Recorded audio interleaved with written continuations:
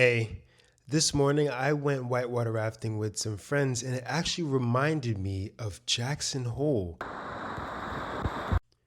Not just a place in Wyoming, but Jackson Hole is actually the economic symposium, which has really become one of the leading places for global policy events. It all started back in 1982 when the Fed moved the economic symposium event out to Jackson Hole to be able to lure out Paul Volcker. So, what is Jackson Hole? It's where central bankers, economists, and finance leaders meet from around the world to set the tone for the global and US economic policy. And guess what? Tone matters. This is really where you would begin to hear tones like dovish and hawkish in the commentary surrounding what these economic leaders are saying. Dovish is very stimulative talk.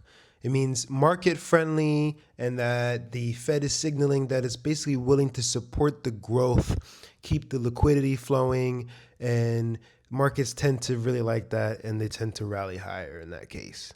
And in the inverse, hawkish is a bit more restrictive and they're really willing to raise rates, tightening conditions to basically fight off inflation short term.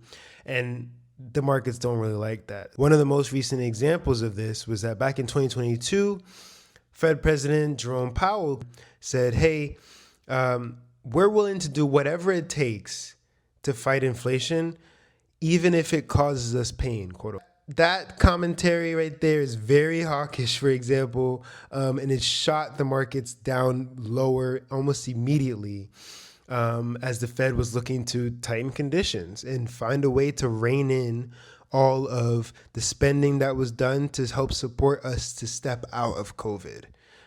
Because it definitely led us to higher inflation, as we all felt and are still feeling.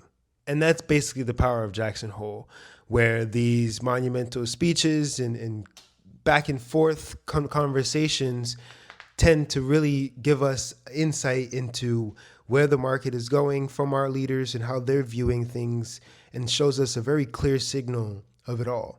So that's pretty much it. Agent out.